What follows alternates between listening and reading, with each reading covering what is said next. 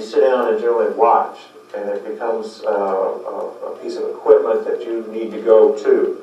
The radio is just kind of everywhere, and you kind of walk from one setting where radio is occurring to another setting. So you listen to it in the morning as you're getting up, and then you go out in your car, and the drive times, as they refer to them, are the major times that people listen in the United States to radio, is when they're driving to work and when they're coming home. Now, if we're asking people what they listened to yesterday, they've got to recall back as, where were all those radio sets? A lot of people listen to radio at work while they're doing their work. So if you count the number of radios in your life, you will find that generally you're speaking about at least a half dozen radio sets across your whole lifestyle on a day-to-day kind of basis. So Arbitron is the major measurement service in the radio industry.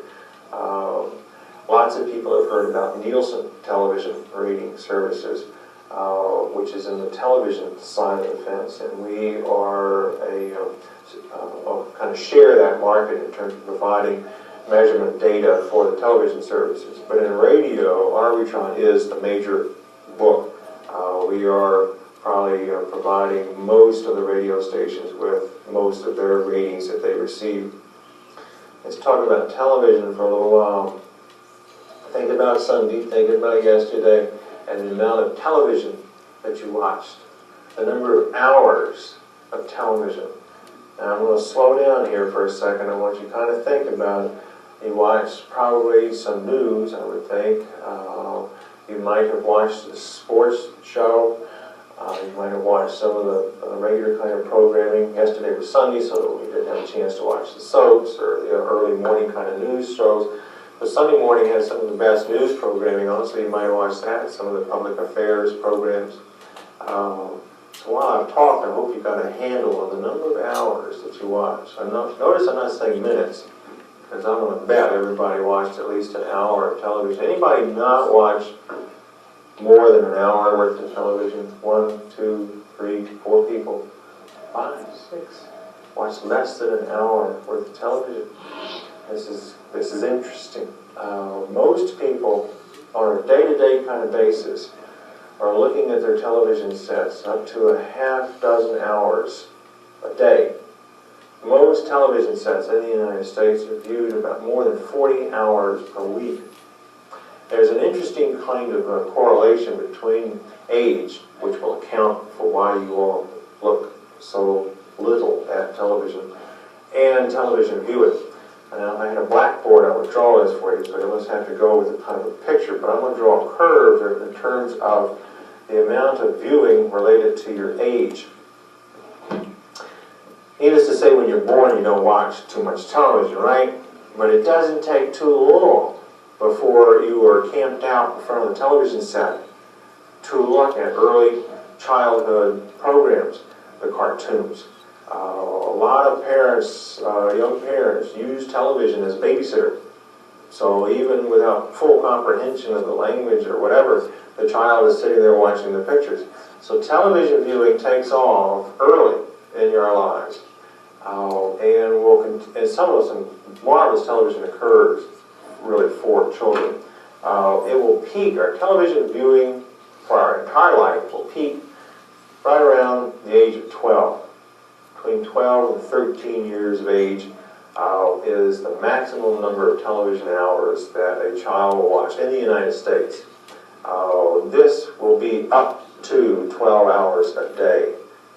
10 to 12 hours of television a day. Now you got to go back in time and think about when you were 11 or 12 and 13 years of age. What do you do with your life? My daughter, who is in this age bracket, just discovered boys about 6 months ago, and her television viewing is beginning to shift, as a matter of fact. So this is a time when you're really not fully dating, but you kind of want to, but television has been a major part of your life, and so you are consuming an awful lot of it. But generally, about the early teenage years, you discover the other sex, and you find what else you can do with your life, so television viewing begins to drop off. The lowest viewing point occurs in the early 20s.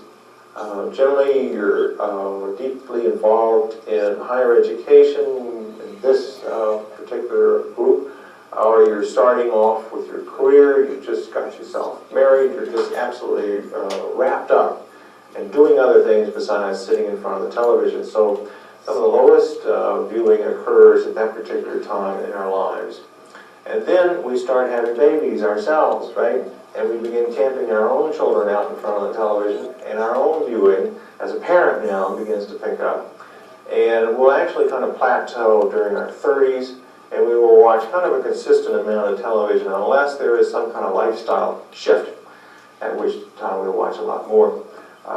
But it will generally stay fairly steady level until we reach retirement age, at which time our television viewing will skyrocket almost up to the maximum it was when we were 12 or 13, until our eyes go, and then it begins to drop off again.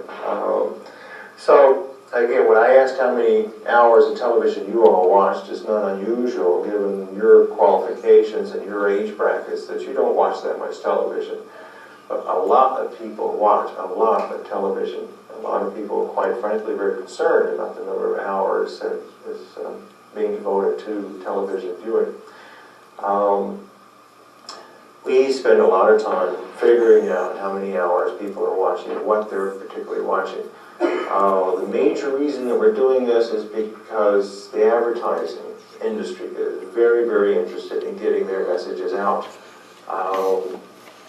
I want to ask you how many advertisements you think you saw yesterday. Now let me rephrase this. How many advertisements were you exposed to yesterday? How many people would say 10?